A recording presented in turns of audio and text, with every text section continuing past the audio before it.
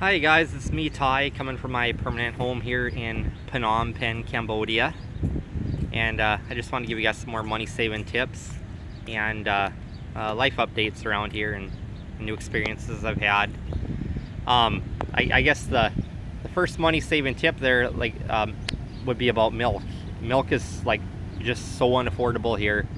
Cheese is so expensive where for a little 8-ounce block of cheese that you get at Walmart for $2, it's $6.50 here.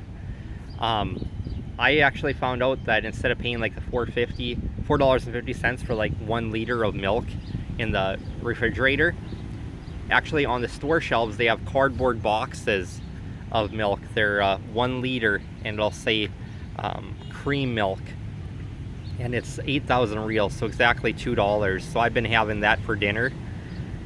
That's only been my dinner. I just drink that, and they have that stuff in the Philippines too. Where when I was there in 2016 on the outskirts of Manila in the suburbs, at our big grocery stores, we did not even have a refrigerator in there. All that we had was a little slide open freezer that they kept the ice cream in. So it was nice to finally find that, and I told my girlfriend about it here, and she's like, "Oh, you didn't know about that?" And I was like, "No, nobody told me that freaking milk is on the shelf."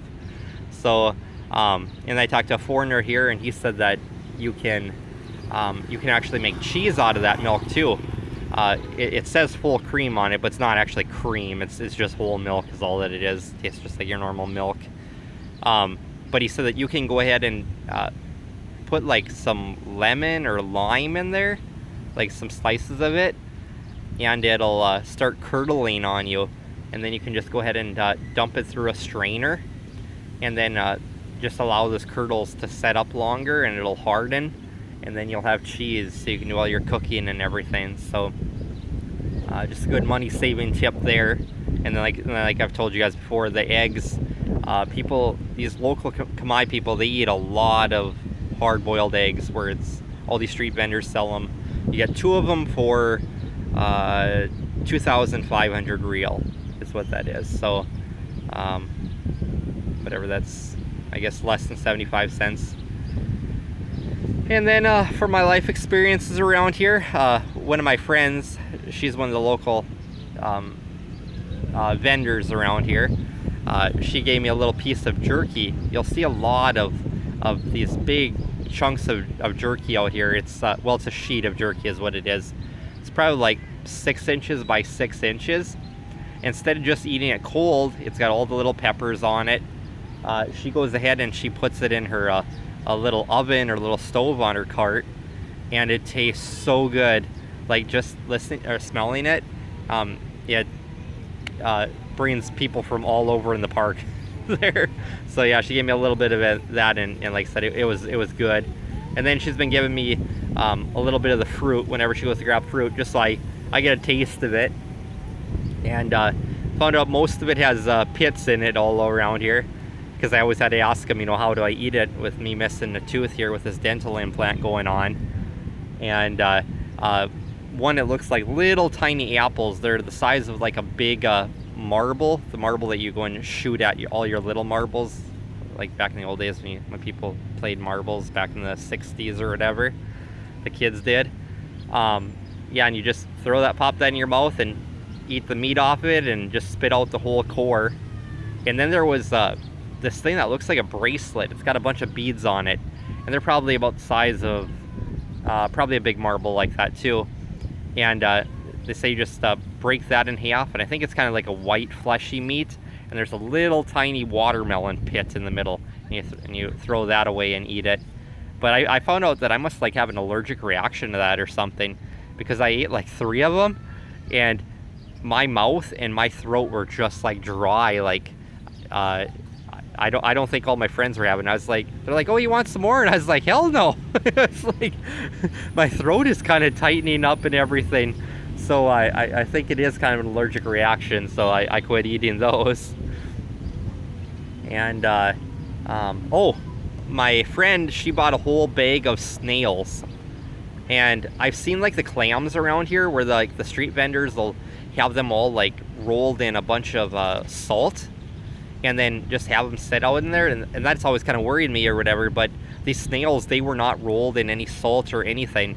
She just had a bag of them at night, and she had a little tiny bowl that must have came with them with a little bit hot sauce, and we all had these sharp toothpicks, and you just go ahead and stick it into the shell or into there, and you just hook onto it, and it pulls the whole snail right out of there, and you dip it inside that hot sauce, and amazingly, it tasted amazing. Like it was as addicting as pistachios, you guys. Like once we started, we just couldn't stop. So I don't know what she paid for that bag of snails or anything, but yeah, I don't know. She said she'd split like half the bag with me or whatever. I just had like 3 of them or whatever. She kept pushing towards me, and then pretty soon I was like, I was like, that's good. I just want to taste them. My girlfriend came over and helped her consume all the rest of them. So yeah, that's how that goes. And the update on my visa situation, it has been exactly 1 week since I dropped off my my passport with the visa extension agent to extend my passport for 6 months. So I'm getting kind of worried there of if I'll have overstay fees on it or not. But I'm not going to call her today, but since it's exactly 1 week, but tomorrow I'll probably stop in and just casually ask her, did you happen to get my passport back? So that's how that's going. And lately the bananas here, they haven't been ripe. Like I always go run down to the local street vendors to get the little short bananas, and they're always 3,000 real is what you're supposed to pay for them, all the locals always said. And like I said, I haven't had trouble with my local lady or nothing. It's just all hers have been green. But I walked up by Soria Shopping Center because I go to get my milk. That's where the only place I can get my milk for 8,000 real each day at Lucky Express Supermarket. And they had a big thing of howdy. Lucky man, happy man. Yeah. You know why? So they had a big thing of bananas there, of the little ones, but a lot of them were really brown, just about ripe, and they wanted like 10,000 real for them yesterday when I stopped in, and then I stopped in and I said no, and then I stopped in today, and they're just getting browner than ever. They're just way overripe, and he's like 7,000 real, and I was like no. So I start walking away. He's like 6,000 real, and I was like no. Start walking away, and they're like, oh, come back, and they're like 5,000 real, and I was like no, and then they're like, what's it gonna take? They go and hand their cell phone over to me, and I type in 3,000 real, and they're like, okay. And he just starts packaging them out, and I was like, I want to take a little better look at them, because I was like, I want to go eat dinner here before I have them. I don't think he really understood me, but all of a sudden his wife yells at him, and the next thing you know, it's back up to like 6,000 or 7,000 real. I was like no, and he keeps coming down to 3,000, and finally I had to type it into Google Translate on his phone because my phone locked up that I had to go to Soria Shopping Center and eat my dinner because I was going to carry a whole big bag of bananas all around the mall and around town. So came back, I was getting kind of desperate. I thought, just because they kind of tried to screw me there, I thought about walking around the block and just, you know, saying the heck with it and seeing if my local vendor had any ripe ones, but then I started getting worried. So I came back and I gave him the 3,000 and was good to go. Headed home and walked down to the park here and walked by my local vendor lady that I always go get my bananas from, and sure as heck half of them are yellow, so could have just bought them all from her, but that'll be a tomorrow thing. Oh, we'll zoom on this, you guys. We have a little talk to do here. Okay, this is the big cruise ship that takes you to Vietnam or to Thailand. And one of my local buddies here, he was telling me, it's like, oh yeah, it's probably, I'm guessing only like $100 to go to Vietnam or Thailand on that thing. It's got a full restaurant in it. It's got motel rooms inside of it. Very nice. And I guess he was wrong, because I talked to somebody else here and they're like, no, actually they claim that it's $4,000 to take that trip to Vietnam. I have no idea how many days it takes, but I seriously doubt it's many.